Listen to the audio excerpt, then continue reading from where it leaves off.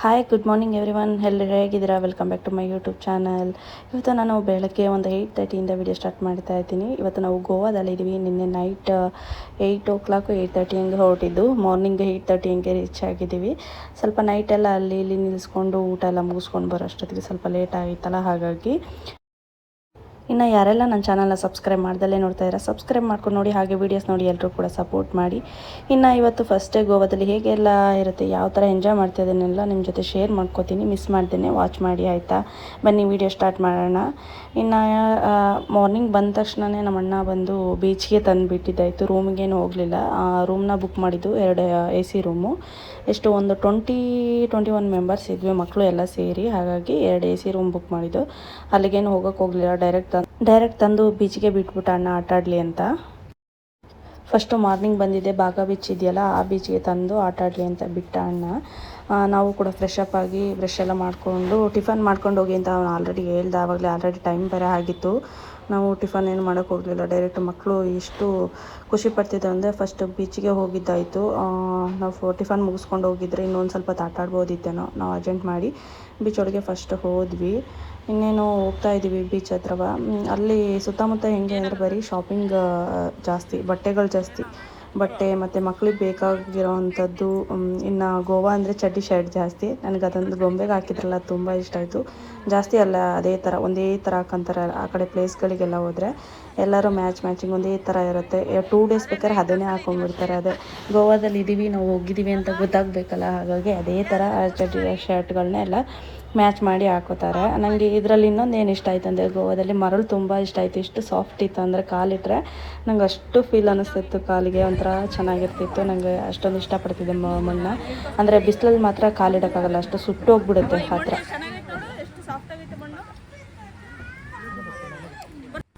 ಇನ್ನು ಡ್ರೆಸ್ ಬಂದು ನಾನು ಕಂಫರ್ಟಬಲ್ ಆಗಿರೋದು ಹಾಕಿರಲಿಲ್ಲ. ಇಲ್ಲಿ ಬಂದರೆ 3/4 ಟಿ ಶರ್ಟ್ಗಳು ಇಂಥದ್ದು ಮಾಮೂಲಿ ನೀರಿಗೆ ಸ್ವಿಮ್ಮಿಂಗ್ ಪೂಲಿಗೆಲ್ಲ ಹಿಂಗೆ ಪಾಲಿಸ್ಟರ್ದು ಹಾಕೋತೀವಿ, ಆ ಥರದ ವೇರ್ ಮಾಡಬೇಕಿತ್ತು. ನಾನು ನೈಟ್ ಹಾಕಿರೋ ಡ್ರೆಸ್ಸಲ್ಲೇ ಹೋಗ್ತಾ ಇದ್ದೀವಿ. ಅದೊಂಥರ ಕಂಫರ್ಟಬಲ್ ಆಗೋಲ್ಲ, ನೀರಲ್ಲಿ ಆಟ ಆಡೋಕ್ಕೆ ಹಿಂಸೆ ಅನ್ನಿಸ್ತಿರುತ್ತೆ. ನಾನು ಹೆಂಗಿದ್ರು ಮತ್ತೆ ಡ್ರೆಸ್ ಗಲೀಜಾಗುತ್ತಲ್ಲ ಅಂತ ಅಂದ್ಕೊಂಡು ಅದರಲ್ಲೇ ಆಟಾಡಿ ಮತ್ತು ಫ್ರೆಶ್ ಅಪ್ ಆಗಬೇಕಿತ್ತಲ್ಲ, ಹಂಗಾಗಿ ಸುಮ್ಮನೆ ಅದೇ ಅತ್ಲಾಗಿ.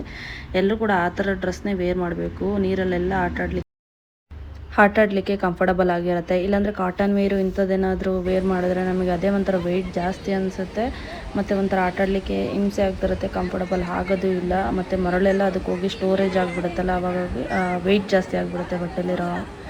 ಬಟ್ಟೆಲಿರೋದು ನಮ್ಮ ಬಾಡಿ ವೆಯ್ಟು ಕೂಡ ಜಾಸ್ತಿ ಆಗಿಬಿಡುತ್ತೆ. ಇನ್ನೇನು ಮಾಡೋಕ್ಕಾಗಲ್ಲ, ಎಲ್ಲರೂ ಕೂಡ ಏನು ಡ್ರೆಸ್ಸಲ್ಲಿ ಇದ್ವಿ ನೈಟ್ ಅದೇ ಡ್ರೆಸ್ಸಲ್ಲಿ ಹೋಗಿದ್ದಾಗಿತ್ತು. ಮಾರ್ನಿಂಗ್ ಟೈಮ್ ಅಷ್ಟೊಂದೇನು ಅಲೆಗಳು ಇರಲಿಲ್ಲ. 8:30 9 o'clock ಏನಿದ್ರು 11 o'clock ಈ ಥರ 11 o'clock ಮತ್ತು 11:30 ಹಂಗೆ ಅಲೆಗಳು ಜಾಸ್ತಿ ಆಗೋದು. ನಾವು ಹೋಗಿದ್ದು ಬೇಗನೆ ಇತ್ತಲ್ಲ, ಹೆಂಗಿದ್ರು ಹೋಗಿದ್ದೀವಿ. ಫಸ್ಟ್ ಆಟ ಆಡ್ಕೊಂಡ್ಬಿಡೋಣ, ಆಮೇಲೆ ನೆಕ್ಸ್ಟ್ ಟಿಫನ್ ಮಾಡಿಬಿಡೋಣ ಅಂತ ಮಕ್ಕಳನ್ನು ಕರ್ಕೊಂಡೆಲ್ಲ ಹೋಗಿದ್ದೀವಿ. ಮಕ್ಕಳು ಎಷ್ಟು ಖುಷಿ ಪಡ್ತಿದ್ರು ಅಂದರೆ, ಮಕ್ಕಳಿಗೆ ತುಂಬಾ ಖುಷಿ ಪಡ್ತಿದ್ರು. ಹಾಲಿಡೇಸಲ್ಲಿ ಒನ್ ಟೈಮ್ ಆದರೂ ಎಲ್ಲಿಗಾದರೂ ಮಕ್ಕಳನ್ನ ಈ ಥರ ಟ್ರಿಪ್ ಕರ್ಕೊಂಡೋದ್ರೆ ಅವ್ರಿಗೂ ಖುಷಿ ಆಗುತ್ತೆ, ನಮಗೂ ಓದಂಗೆ ಆಗುತ್ತೆ ಅನ್ನೋದೊಂದು ಫೀಲು.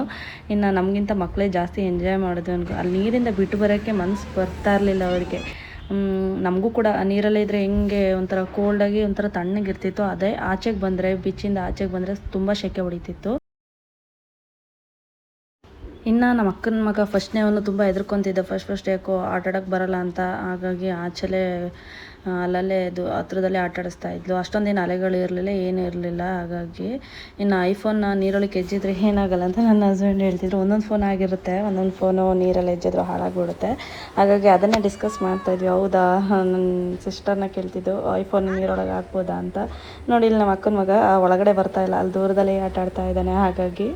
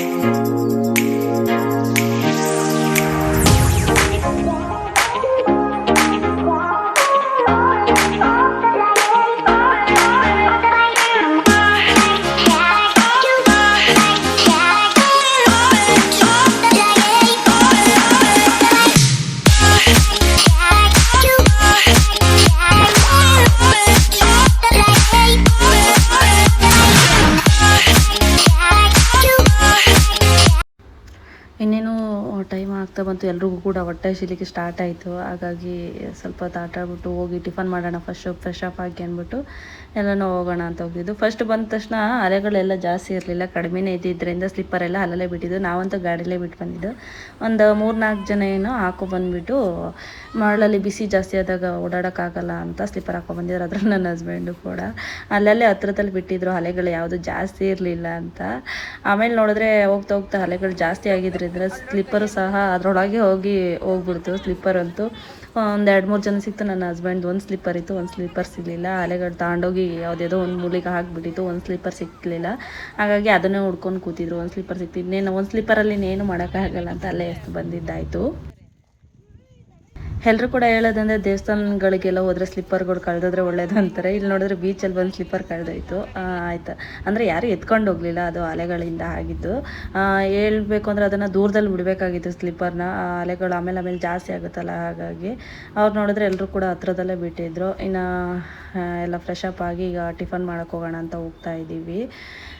ಏನಂದರೆ ನಮ್ಮ ಸ್ಟೇಟಲ್ಲೇ ತುಂಬ ಚೆನ್ನಾಗಿರುತ್ತೆ ಟಿಫನ್. ಇಲ್ಲೆಲ್ಲ ಟಿಫನ್ಗಳು ತಿನ್ನಲಿಕ್ಕೆ ಇಷ್ಟ ಆಗೋಲ್ಲ, ಅಷ್ಟು ಟೇಸ್ಟು ಇರೋಲ್ಲ, ಮತ್ತು ಕಾಸ್ಟ್ಲಿನೂ ಅಷ್ಟೇ. ಒಂದು ಸೆಟ್ ದೋಸೆ ಮತ್ತು ಮಾಮೂಲಿ ಮಸಾಲೆ ದೋಸೆ ಥರ ನಮ್ಮ ಕಡೆ ಬೆಂಗಳೂರಲ್ಲೆಲ್ಲ ದೋಸೆ ಕೊಡ್ತಾರೆ ಗೊತ್ತಾ, ನಮ್ಮ ಸೈಡೆಲ್ಲ ಕರ್ನಾಟಕದಲ್ಲಿ ಆ ಥರ ದೋಸೆನೂ ಅಲ್ಲ. ಒಂಥರ ನಾರ್ಮಲ್ ಒಳ್ಳೆ ತೆಳುವಾಗಿರುತ್ತೆ ದೋಸೆ, ಅದು ಹೊಟ್ಟೆನೂ ತುಂಬಲ್ಲ ಆ ಥರ. ಒಂದು ಮಸಾಲೆ ದೋಸೆಗೆ 100 ರೂಪೀಸು. ನಮಗಂತೂ ತುಂಬಾ ಬೇಜಾರಾಯಿತು, ಒಂಥರ ಲಾಸ್ ಅನ್ನಿಸ್ತು. ತಿಂದಿದ್ದು ಹೊಟ್ಟೆ ತುಂಬ್ದಂಗೆ ಆಗಲಿಲ್ಲ, ಅಷ್ಟು ದುಡ್ಡು ಕೊಟ್ರು. ಅದೇ ಎಲ್ಲರೂ ಕೂಡ ಫೇಲ್ ಮಾಡ್ಕೋತಿದ್ರು. ಅದೇ ಮನೇಲಿ ಮಾಡ್ಕೊಂಡಿದ್ರೆ ಎಷ್ಟು ಜನ ಆರಾಮಾಗಿ ತಿನ್ಬೋದಿತ್ತು ಅಂತ. ಹಾಗಾಗಿ ಮಧ್ಯಾಹ್ನ ಇನ್ನೇನು ಮಾಡೋಕ್ಕಾಗಲ್ಲ, ಎಲ್ರಿಗೂ ಕೂಡ ಹೊಟ್ಟೆ ಹಸಿತಿತ್ತಲ್ಲ. ಹಾಗಾಗಿ ಏನು ಮಾಡೋಕ್ಕಾಗಲ್ಲ, ಆ ಟೈಮಲ್ಲಿ ಏನು ಮಾಡೋಕ್ಕೂ ಆಗಲ್ಲ. ಹಾಗಾಗಿ ಎಲ್ಲರೂ ಕೂಡ ಅಲ್ಲೇ ತಿಂದ್ವಿ. ಇನ್ನು ಮತ್ತೆ ಅಷ್ಟೊಂದು ರೇಟ್ ಕೊಟ್ಟು ತಿಂದಿರೋದು ಬೇರೆ, ಮತ್ತೆ ತೊಗೊಂಡು ಟೇಸ್ಟು ಇಲ್ಲ ಏನಿಲ್ಲ, ಮತ್ತೆ ತೊಗೊಂಡು ತಿನ್ನೋಕೆ ಒಂದು ಸ್ವಲ್ಪ ಬೇಜಾರಾಯಿತು. ಇನ್ನು ರೂಮಿಗೆಲ್ಲ ಬಂದುಬಿಟ್ಟು ಮಧ್ಯಾಹ್ನದ ಅಡುಗೆಗೆ ಪ್ರಿಪೇರ್ ಮಾಡೋಣ ಅಂತ ಅಲ್ಲೇ ನಾವು ರೂಮ್ ಬುಕ್ ಮಾಡ್ಕೊಂಡಿದ್ವಲ್ಲ, ಅಲ್ಲೇ ಸ್ಟವ್ ಮತ್ತು ಗ್ಯಾಸ್ ಎಲ್ಲ ಕೊಟ್ಟಿದ್ರು. ಪಾತ್ರೆಗಳನ್ನೆಲ್ಲ ನಾವು ಹೇಳಿದ್ವಿ ಆಲ್ರೆಡಿ, ನಮ್ಮಣ್ಣ ಹೇಳಿದ್ದ. ಹಾಗಾಗಿ ನಾವೇ ಅಡುಗೆ ಪ್ರಿಪೇರ್ ಮಾಡ್ಕೊಂಡ್ರೆ ಆರಾಮಾಗಿರುತ್ತೆ ಹೊರಗಡೆ ತಿನ್ನೋ ಬದಲು ಅಂತ ಬೇಳೆ ಸಾರು ಅನ್ನ ಮಾಡಿದರು. ಇನ್ನು ಊಟನೆಲ್ಲ ಮುಗಿಸ್ಕೊಂಡು ಸ್ವಲ್ಪ ಹೊತ್ತು ರೆಸ್ಟ್ ಮಾಡಿ ನಾವು ಹೊರಗಡೆ ಇನ್ಯಾವ ಪ್ಲೇಸಸ್ ಇದೆ ಕರ್ಕೊಂಡು ಹೋಗ್ತೀನಿ ಅಂತ ಅನ್ನ ಅಂದಿದ್ದ. ಹಾಗಾಗಿ ಎಲ್ಲರೂ ಕೂಡ ರೆಡಿಯಾಗಿ ಹೊರಟಿದ್ದೀವಿ. ಇನ್ನು ಅದೇ ಎಲ್ಲರೂ ಕೂಡ ಹೊರಟು ರೆಡಿಯಾಗಿ ಹೋಗ್ತಾಯಿದ್ವಿ. ಇನ್ನು ಕೋಟೆ ಹತ್ರ, ಅದು ಕೋಟೆ ಹೆಸರು ಗೊತ್ತಿಲ್ಲ, ಮರ್ತೋಗ್ಬಿಟ್ಟಿದ್ದೀನಿ. ಕೋಟೆಗೆ ಕರ್ಕೊಂಡು ಹೋಗ್ತೀನಿ ಅಂತ ಹೇಳಿ ಎಲ್ಲರೂ ಕೂಡ ಕರ್ಕೊಂಡು ಹೋಗ್ತಾ ಇದ್ದಾನೆ. ಇನ್ನೊಂದೇನು ಅಂದರೆ ಗೋವಾದಲ್ಲಿ ಚಿಕ್ಕ ರೋಡು, ಗಾಡಿ ನಿಲ್ಸೋಕ್ಕೂ ಜಾಗ ಇರೋಲ್ಲ. ಮತ್ತು ಗಾಡಿ ಏನಾರು ಸೈಡಿಗೆ ಹಾಕ್ಬಿಟ್ಟು ಜನಗಳನ್ನ ಇಳಿಸ್ಬೇಕು ಅಂದರೂ ಫುಲ್ಲು ಟ್ರಾಫಿಕ್ ಆಗಿಬಿಡುತ್ತೆ. ಅಷ್ಟು ಚಿಕ್ಕ ರೋಡು, ಒಂಥರ ಹಿಂಸೆ ಆಗ್ತಿತ್ತು. ಎಲ್ಲರೂ ಜಾಗ ಸಿಕ್ಕದನ್ನೇ ಹುಡುಕಿ ಅಲ್ಲಿ ಪ್ಲೇಸಲ್ಲಿ ಪಾರ್ಕಿಂಗ್ ಮಾಡಬೇಕಿತ್ತು. ಅದೊಂಥರ ಬೇಜಾರು ಅನ್ನಿಸ್ತಿತ್ತು. ಇನ್ನು ರೋಡ್ಗಳು ಚಿಕ್ಕದಾಗಿರೋದ್ರಿಂದ ರೂಮ್ ಹತ್ರಕ್ಕೂ ಗಾಡಿ ಕೂಡ ಬರೋಕ್ಕಾಗ್ತಿಲ್ಲ, ಬರೀ ಒಂದು ಕಾರ್ ಅಷ್ಟೇ ಬರೋಕ್ಕಾಗ್ತಿದ್ದಿದ್ದು. ಹಾಗಾಗಿ ಗಾಡಿ ದೂರದಲ್ಲೇ ನಿಲ್ಲಿಸಿದ್ದ ಅಣ್ಣ ಅಲ್ಲಿಂದ ಲಗೇಜ್ನ ಅವ್ರ ಕಾರಲ್ಲೇ ತೊಗೊಬಂದು ರೂಮಿಗೆ ಇಡಿಸ್ಕೊಟ್ಟಿದ್ರು. ಇನ್ನು ಗಾಡಿ ಹತ್ರ ಹೋಗ್ತಾ ಇದ್ದೀವಿ ನಾವು ಕೂಡ ಎಲ್ಲ ರೆಡಿಯಾಗಿ. ಅದೇ ಕೋಟೆ ಹತ್ರ ಕರ್ಕೊಂಡು ಹೋಗ್ತೀನಿ ಅಂತ ಹೇಳಿದ್ದ ಅಣ್ಣ. ಹಾಗಾಗಿ ಇನ್ನೊಂದೇನಾದರೆ ಊಟ ಮಾಡ್ಕೊಂಡು ಎ ಸಿ ರೂಮ್ ಒಳಗೆ ಇದ್ವಾ, ಒಂಥರ ತಣ್ಣಗಾಗ್ತಿತ್ತು. ಆಚೆ ಬಂದ ತಕ್ಷಣ ಸೆಕೆ ಸ್ಟಾರ್ಟ್ ಆಯಿತು ನೋಡಿ. ಆಚೆ ಬಂದ ತಕ್ಷಣ ಅಪ್ಪ ಎಲ್ಲೂ ಹೋಗೋದು ಬೇಡ, ಏನೂ ಮಾಡೋದು ಬೇಡ, ಒಳಗಡೆ ರೂಮ್ ಒಳಗೆ ತಣ್ಣಗಿರೋಣ ಅನ್ನಿಸ್ತಿತ್ತು. ಆದರೆ ಇಲ್ಲಿ ಬಂದಿರೋದೇ ಪ್ಲೇಸ್ಗಳು ನೋಡೋಕ್ಕೆ, ಹಾಗಂತ ನಾವು ಒಳಗಡೆನೂ ಕೂಡ ಕೂರೋಕ್ಕಾಗಲ್ಲ ಸೆಕೆ ಅಂದ್ಕೊಂಡು. ಹಾಗಾಗಿ ಪ್ಲೇಸ್ ಏನೇನಿದೆ ಇವತ್ತು ಇಷ್ಟ ಆಗುತ್ತೆ ಅಷ್ಟನ್ನು ಕಂಪ್ಲೀಟ್ ಮಾಡ್ಕೊಳ್ಳೋಣ ಅಂತ ಹೋಗ್ತಾ ಇದ್ದೀವಿ. ಇನ್ನು ಅಲ್ಲೆಲ್ಲ ನೋಡ್ಕೊಬಂದು ಮತ್ತೆ ರೂಮಿಗೆ ಯಾವಾಗ ಸೇರ್ಕೋತೀವಪ್ಪ ಅನ್ನಿಸ್ಬಿಟ್ಟಿತ್ತು, ಅಷ್ಟು ಸೆಕೆ ಇತ್ತು. ಹಾಗಾಗಿ ಇನ್ನೇನು ಎಲ್ಲರೂ ಕೂಡ ಹೊರಟು ಅಲ್ಲಿ ಬಂದು ಕಾಯ್ತಾ ಇದ್ದೀವಿ. ಇನ್ನು ವ್ಯಾನ್ ಒಂದು ಬರಬೇಕಷ್ಟೇ. ಗಾಡಿ ಬಂದ ತಕ್ಷಣ ಎಲ್ಲರೂ ಕೂಡ ಹತ್ತದೆ. ಇನ್ನು ಗಾಡಿ ಬಂದ್ರೂ ನಿಲ್ಸೋಕ್ಕೆ ಜಾಗ ಇಲ್ಲ, ಹಿಂದೆ ಯಾರ ನೋಡಿತಾನೇ ಇರ್ತಾರೆ. ಹಾಗಾಗಿ ಗಾಡಿ ಬಂದ ತಕ್ಷಣ ಎಲ್ಲರೂ ಕೂಡ ಪಟ ಅಂತ ಹತ್ಕೊತಾ ಇದ್ದಾರೆ. ಇಲ್ಲಾಂದರೆ ಹಿಂದ್ಗಡೆಯಿಂದ ಫುಲ್ಲು ಟ್ರಾಫಿಕ್ ಜಾಮ್ ಆಗಿಬಿಡುತ್ತೆ, ಅಷ್ಟು ಚಿಕ್ಕ ರೋಡ್ಗಳು ಇಲ್ಲಿ ಗೋವಾದಲ್ಲಿ.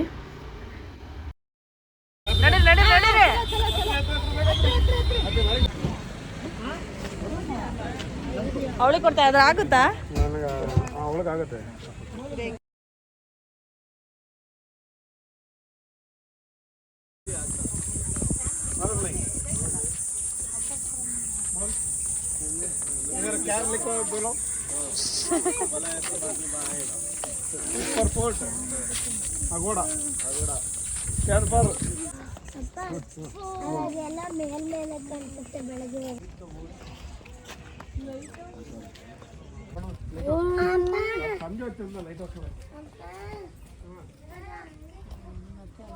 ನಿದ್ದೆ ಮಾಡ್ಕೊಂಡು ಬಂದ ಶಪ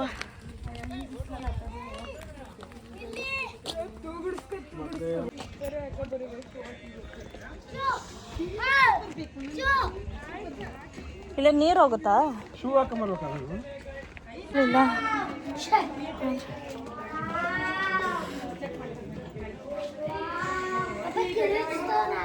ಇನ್ನು ರೂಮಿಂದ ಬಂದು ಬಿಸಿಲಲ್ಲೇ ಸಾಕಾಗೋಗಿತ್ತು. ಇಲ್ಲಿ ಬರೋದ ಬೇಡ ಅಂತ ನಿಮ್ಸಲೇ ಬಂದಿದ್ವಿ. ಅದರಲ್ಲಿ ಇಲ್ಲೊಂಥರ ಟಾಸ್ಕ್ ಇತ್ತು, ಮೆಟ್ಲು ಬೇರೆ ಹತ್ತೋದಿತ್ತು. ಹಾಗಾಗಿ ನನ್ನ ಹಸ್ಬೆಂಡಿಗೆ ಬೇರೆ ಕಾಲು ನೋವು ಆಗಿದ್ದರಿಂದ ಹತ್ತದ ಬೇಡವಂತ ಯೋಚನೆ ಮಾಡ್ತಾಯಿದ್ರು. ಹತ್ತಕ್ಕೆ ಸ್ವಲ್ಪ ಕಷ್ಟ ಆಗ್ತಿತ್ತು, ಮಂಡಿ ನೋವು ಇದ್ದಿದ್ದರಿಂದ. ಇನ್ನು ಹಂಗೋ ಹಿಂಗೋ ಮಾಡಿ ಮೇಲೆ ಹತ್ತು ಬಂದ್ವಿ. ವ್ಯೂ ಪಾಯಿಂಟ್ ಚೆನ್ನಾಗಿತ್ತು ಬೀಚ್ದು. ಇನ್ನು ಮೀನೆಲ್ಲ ಹಿಡಿತಾರೆ ಗೊತ್ತಾ, ಅದರದ್ದೆಲ್ಲ ಅಲ್ಲಿ ಮೀನು ಹಿಡಿತಾಯಿದ್ದು ಬೋಟ್ ಮತ್ತು ದೋಣಿ ಎಲ್ಲ ಅಲ್ಲಲ್ಲಿ ನಿಲ್ಲಿಸ್ಕೊಂಡು ಹಿಡಿತಾಯಿದ್ರು ಮೀನ. ನೋಡೋಕೆ ಒಂಥರ ಚೆನ್ನಾಗಿತ್ತು ಮೇಲೆ ಹೋಗಿದ್ದು. ಇನ್ನು ಅಲ್ಲೆಲ್ಲ ನೋಡಿಕೊಂಡು ಸ್ವಲ್ಪ ಬಿಸಿಲಿಗೆಲ್ಲ ತುಂಬ ಒಂಥರ ಸುಸ್ತಾಗ್ತಿರತ್ತೆ, ಎಲ್ಲೂ ಹೋಗೋಕ್ಕಾಗಲ್ಲ ಮಾಡೋಕ್ಕಾಗಲ್ಲ, ಅಷ್ಟು ಬಿಸಿಲಿತ್ತಲ್ಲ. ಹಾಗಾಗಿ ಸ್ವಲ್ಪ ಹೊತ್ತು ಅಲ್ಲೇ ಕೂತಿದ್ದು. ಒಂಥರ ತಣ್ಣಗಾಗ್ತಾಯಿತ್ತು, ಅಲ್ಲೊಂದು ಸ್ವಲ್ಪ ನೆರಳಿತ್ತು. ಹಾಗಾಗಿ ಅಲ್ಲೇ ಕೂತಿದ್ದು ಸ್ವಲ್ಪ ಹೊತ್ತು. ಮತ್ತು ಒಂದು ರೌಂಡ್ ಹಾಕೋಣ ಅಂತ ಹೋಗ್ತಾಯಿದ್ವಿ. ಏನೇನಿದೆ ಅಂತ ಕೋಟೆಯಲ್ಲಿ ಇನ್ನೇನೇನು ಇರಲ್ಲ, ಮಾಮೂಲಿ ಹಳೆ ಕಾಲದಲ್ಲಿ ಏನಿತ್ತು ಕೋಟೆ ಒಳಗಡೆ ಆ ಥರದ್ದು ಒಂದು ಅಲ್ಲೆಲ್ಲ ಕಡೆ ಎಲ್ಲ ಇದೆ. ಸೂಪರ್ ಆಗಿದೆ. ಬನಾನಾ ಬೋಟ್ ಎಲ್ಲ ಚಿನಿ ಬನಾನಾ ಬೋಟ್ ಅದೇ ಫಸ್ಟ್ ಒನ್ ಇದೆಯಲ್ಲ ಅದ ಅಲ್ಲ ಮೀನಾ ಜಿಗಿದ್ ಕಾಣ್ತದ ಇಲ್ಲ ಇಲ್ಲ ಇಲ್ಲ ನೋಡಲ್ಲ ಸ್ವಲ್ಪ ಅಬ್ಸರ್ವ್ ಮಾಡಿ. ಇನ್ನು ಕೋಟೆ ಒಳಗೆಲ್ಲ ನೋಡಿಕೊಂಡು ಆಚೆ ಬಂದ್ವಿ. ಎಲ್ರಿಗೂ ಕೂಡ ಬಾಯಾರಿಕೆ ಇನ್ನು ಸೋಡಾ ಮತ್ತು ಯಾರ್ಯಾರಿಗೆ ಏನೇನು ಬೇಕೋ ಅದನ್ನೆಲ್ಲ ತೊಗೋತಾಯಿದ್ರು. ಇನ್ನು ನಾವು ಸೋಡಾ ಕುಡಿದ್ವಿ, ತಂಪಾಗಿ ಒಂದು ಸ್ವಲ್ಪ ತಣ್ಣಗಿರುತ್ತೆ ಸೋಡಾನಾರು ಕುಡಿದ್ರಿ ಶೆಕೆಗೆ ಅಂದ್ಕೊಂಡು. ಇನ್ನು ಮಕ್ಕಳಿಗೆಲ್ಲ ಮ್ಯಾಗಿ ತೊಗೊಂಡ್ರು, ಮ್ಯಾಗಿ ತಿಂತೀವಿ ಅಂತ. ಇನ್ನು ನನ್ನ ಹಸ್ಬೆಂಡ್ ಟೀ ಬೇಕಂತ ಟೀ ತೊಗೊಂಡ್ರೆ, ಅದು ನೋಡಿದ್ರೆ ಟೀ ಥರ ಇರಲಿಲ್ಲ, ಬರೀ ಹಾಲಿಗೆ ಒಂದು ಸ್ವಲ್ಪ ಸಕ್ಕರೆ ಹಾಕ್ಕೊಟ್ಟಂಗಿತ್ತು, ಅಷ್ಟೊಂದೇನು ಚೆನ್ನಾಗಿರಲಿಲ್ಲ. ಇನ್ನು ಅದನ್ನೆಲ್ಲ ಕುಡ್ಕೊಂಡು ಹೊರಟಿದ್ದೀವಿ. ಇನ್ನು ಹೋಗ್ತಾ ದಾರಿಲೇ ಡಾಲ್ಫಿನ್ದು ಇದು ಬರುತ್ತೆ ಬೋಟಿಂಗಿಂದು, ಮಧ್ಯದಲ್ಲಿ ಕರ್ಕೊಂಡೋಗಿ ಡಾಲ್ಫಿನ್ನ ತೋರಿಸ್ತಾರಂತೆ. ಅದನ್ನು ಒಂದ್ಸರಿ ಕೇಳೋಣ ಅಂತ ಕೇಳಿದ್ವಿ. ಇನ್ನು ಸಂಜೆ ಆದಮೇಲೆ ಅದನ್ನು ಕರ್ಕೊಂಡೋಗಲ್ಲ ಅಂತ ಹೇಳಿದ್ರು, ಮತ್ತು ಕಾಸ್ಟ್ಲಿನಿತ್ತು. ಹಾಗಾಗಿ ಯಾರು ಕೂಡ ಹೋಗಿ ಇಷ್ಟಪಡಲಿಲ್ಲ. ಇನ್ನು ಅಲ್ಲಿ ಹೋದ್ರೂ ಡಾಲ್ಫಿನ್ ಕಾಣುತ್ತೆ ಅಂತಲೂ ಕೂಡ ಹೇಳೋಕ್ಕಾಗಲ್ಲ, ಕಾಸ್ಟ್ಲಿ ಇದ್ದಿದ್ರೆ ಸುಮ್ಮನಾಗಿ ಬಂದರು. ಇನ್ನು ರೂಮ್ ಹತ್ರನೇ ಇರೋ ಮರಿಯಾ ಬೀಚ್ ಅನ್ಕೋತೀನಿ, ಮರಿಯಾ ಬೀಚ್ ಹತ್ರ ಕರ್ಕೊಂಡ್ಬಂದುಬಿಟ್ಟಿದ್ದಾನೆ.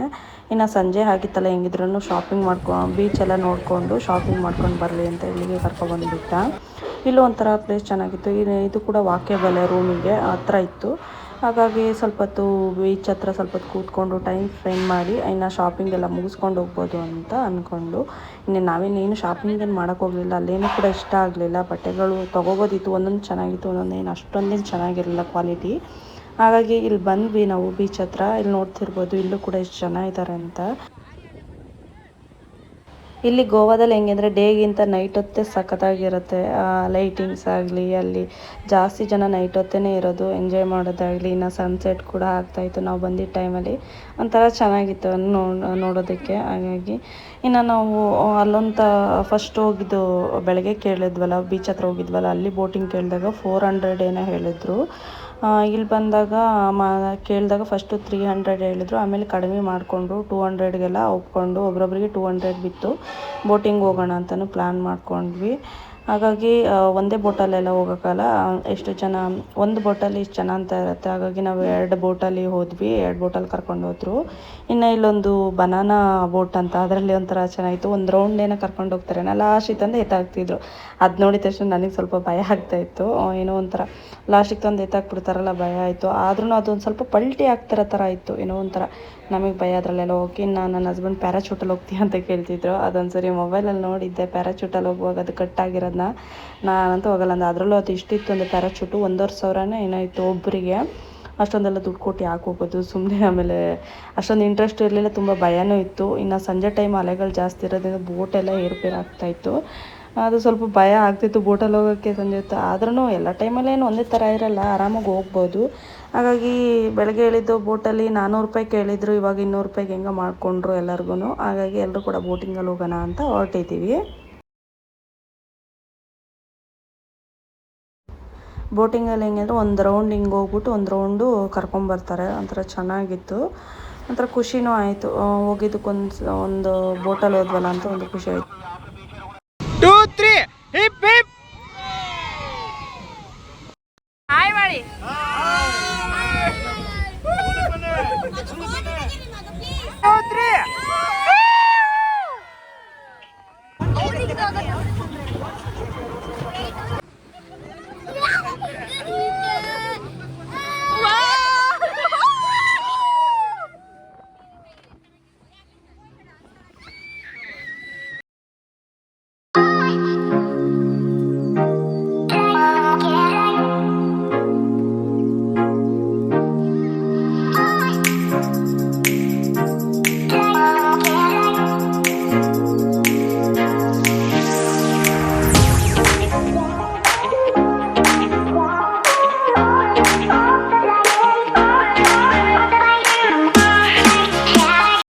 ಬೋಟಿಂಗ್ ಎಲ್ಲ ಮುಗಿಸ್ಕೊಂಡು ಬಂದ್ವಿ. ಇನ್ನೇನು 7 o'clock ಆಗ್ತಾ ಬಂತು. ಇನ್ನೇನು ನೈಟ್ ಆಗ್ತಾ ಬಂತು. ಕತ್ತೆ ಕೂಡ ಆಗ್ತಾಯಿತ್ತಿಲ್ಲ. ಇನ್ನು ಲೈಟಿಂಗ್ಸ್ ಎಲ್ಲ ಹ್ಯಾಂಗ್ ಮಾಡಿದ್ರು, ನೋಡ್ಲಿಕ್ಕೆ ಒಂಥರ ಚೆನ್ನಾಗಿತ್ತು.